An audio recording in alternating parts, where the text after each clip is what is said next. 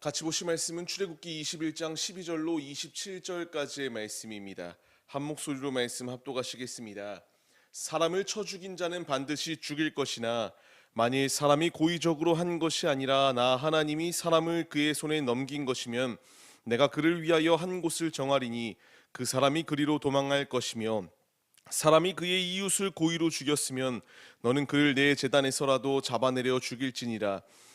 자기 아버지나 어머니를 치는 자는 반드시 죽일지니라. 사람을 납치한 자가 그 사람을 팔았든지 자기 수하에 두었든지 그를 반드시 죽일지니라. 자기의 아버지나 어머니를 저주하는 자는 반드시 죽일지니라. 사람이 서로 싸우다가 하나가 돌이나 주먹으로 그의 상대방을 쳤으나 그가 죽지 않고 자리에 누웠다가 지팡이를 짚고 일어나 걸으면 그를 친 자가 형벌은 면하되 그간의 손해를 배상하고 그가 완치되게 할 것이니라. 사람이 매로 그 남종이나 여종을 쳐서 당장에 죽으면 반드시 형벌을 받으려니와 그가 하루나 이틀을 연명하면 형벌을 면하리니 그는 상전의 제사임이라. 사람이 서로 싸우다가 임신한 여인을 쳐서 낙태하게 하였으나 다른 해가 없으면 그 남편의 청구대로 반드시 벌금을 내되 재판장의 판결을 따라 낼 것이니라. 그러나 다른 해가 있으면 값되 생명은 생명으로 눈은 눈으로 이는 이로 손은 손으로 발은 발로 된 것은 된 것으로 상하게 한 것은 상함으로 때린 것은 때림으로 갚을지니라. 사람이 그 남종의 한 눈이나 여종의 한 눈을 쳐서 상하게 하면 그 눈에 대한 보상으로 그를 놓아줄 것이며 그 남종의 이나 여종의 이를 쳐서 빠뜨리면 그 이에 대한 보상으로 그를 놓아줄지니라. 아멘. 할렐루야. 오늘도 예배의 자리 가운데 모이신 성도님들 주님의 이름으로 환영하고 축복합니다. 같이 나눌 말씀의 제목은 생명을 경히 여기지 말라라는 말씀의 제목 가운데서 은혜를 나누도록 하겠습니다. 하나님께서 이 율법의 말씀들을 통하여 우리를 깨닫게 하여 주고 계십니다. 누군가는 말해요. 이미 내가 구원받았다며. 그런데 왜 도대체 이 율법을 통하여 계속하여 이렇게 올가매려고 하는 거야? 라는 말을 하는 이들이 있습니다. 하지만 우리가 분명히 알아야 될 것이 있다면요. 율법은 사람의 생명과 자유를 보장하는 데에 초점이 맞춰져 있다는 것을 우리가 기억해야 돼요. 오늘의 이 말씀이 눈에는 눈, 이에는 이 때림을 당하였으면 때리라. 이 말씀이 있을 때에 이 말씀과 같이 그대로 상대방에게 해를 가하는 게 맞다라는 것을 말씀하시고자 하는 게 아니에요. 오늘의 말씀은 하나님의 자녀들이 살아가야 될 규범에 대하여 말씀하시고 있습니다. 폭력을 가하지 말라, 살인하지 말라, 악한 행동을 행하지 말라. 하나님께서 이것을 가르치기 위하여 강한 어조로 말씀하시고 있다라는 것을 분명히 우리가 기억해야 돼요.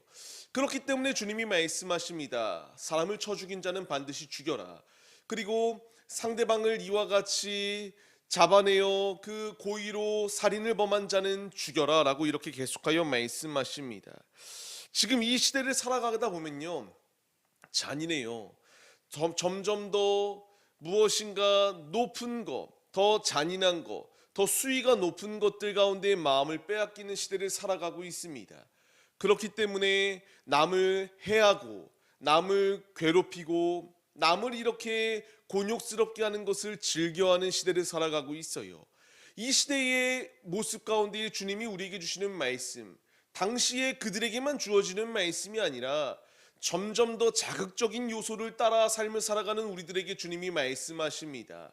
주께서 이와 같이 말씀하시는 것처럼 내가 폭력적인 행동이든 이런 좋지 아니하는 언행이든 주님이 원치 아니하는 모습들은 이제 우리가 끊어내야 된다는 것을 말씀하세요.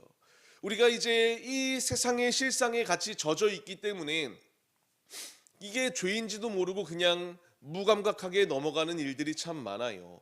하지만 주님께서는 경각심을 가지라고 우리에게 말씀하십니다. 이 악한 세대의 실상을 또 따라가는 것이 아니라 주님을 따라가라라고 말씀하세요. 계속하여 말씀을 보시면 무슨 말씀이 나오나요? 부모를 치는 자는 반드시 죽이라고 말합니다. 이 말씀이 당시에만 있는 말씀이겠습니까? 지금 이 시대 역시 학대하며 저주하며 이와 같이 하나님의 뜻대로 하나님의 대리자로 세운 부모를 공경하기보다는 마음대로 행하며 자신의 뜻대로 마음대로 좌지우지하려고 하는 악독한 시대를 살아가고 있습니다. 주님께서 우리에게 말씀하시는 것, 우리는 천국 시민이다. 하나님께 부름을 받았으니 하나님께서 이 율법을 우리에게 더하여 주심으로 말미암아 더 이상 죄의 자리가 아니라 하나님을 붙들고 믿음의 자리 가운데 거해야 된다는 것을 우리에게 말씀해 주세요. 내 부모를 하나님의 대리자로서 섬겨야 되고요.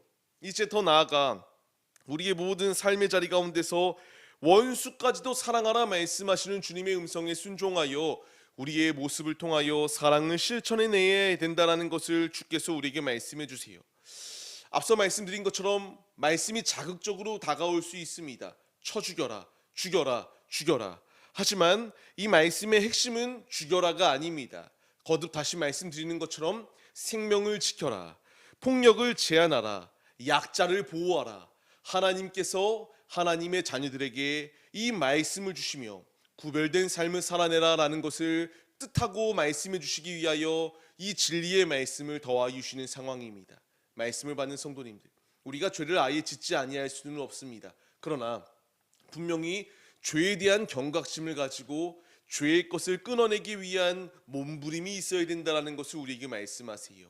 이 악독한 시대 가운데에 세상 사람들과 똑같이 삶을 살아간다면 사사시대에 각기 좋은 소견대로 삶을 살아내었던 이들과 다를 바가 무엇이 있겠습니까? 결국 사사시대에 자신의 좋은 소견대로 행동하였던 것은 결국 이제 이웃 나라들을 통하여 하나님이 그들을 압제하게 하시고 다시 돌이키며 회개할 수밖에 없도록 깨닫게 하셨던 역사하심을 우리가 바라봐야 됩니다.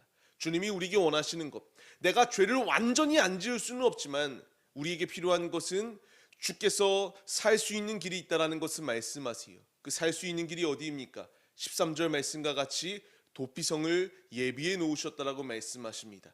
그리로 도망하는 자는 죽음을 면할 수 있는 놀라운 축복이 주어졌어요. 이제 이 말씀은 우리에게 적용되어집니다. 예수께 나올 때에, 예수 품 안에 거할 때에 나의 도피성이 되어주시고 나의 피난처가 되시는 주님께서 우리를 살려주시고 구원해 주시는 놀라운 은총을 부어주신다라는 것을 약속의 말씀으로 더하여 주고 계십니다. 이제 우리가 이 말씀을 마음에 새기며 믿음의 자리로 나아가야 돼요. 주께서 주시는 이 모든 말씀은 나를 억압하기 위한 말씀이 아니에요. 이제 우리를 온전히 세워주시기 위한 주님의 뜻이 예비되어져 있다라는 사실을 우리가 잊지 마시고 말씀에 순종하여 믿음의 자리로 나아가시는 우리들의 모습이 되시기를 바랍니다. 도피성 안에 거하시고 생명을 경히 여기는 것이 아니라 소중히 여기고 내가 소중한 존재라면 이제 우리의 주변에 있는 이들도 하나님이 창조하신 피조물들입니다. 그들에게 복음을 전하고 그들에게 우리가 사랑을 나타내야 되는 것이 지극히 당연하다라는 것을 말씀해 주세요. 우리가 이 분명한 사실을 잊지 마시고 주의 말씀이 우리에게 주어지고 우리의 심령에 박히려고 할 때에 아멘으로 순종하며 주님의 뜻을 이루어 나갈 수 있는 믿음의 도구들이 바로 우리들의 모습이 되시기를 주님의 이름으로 간절히 축원합니다.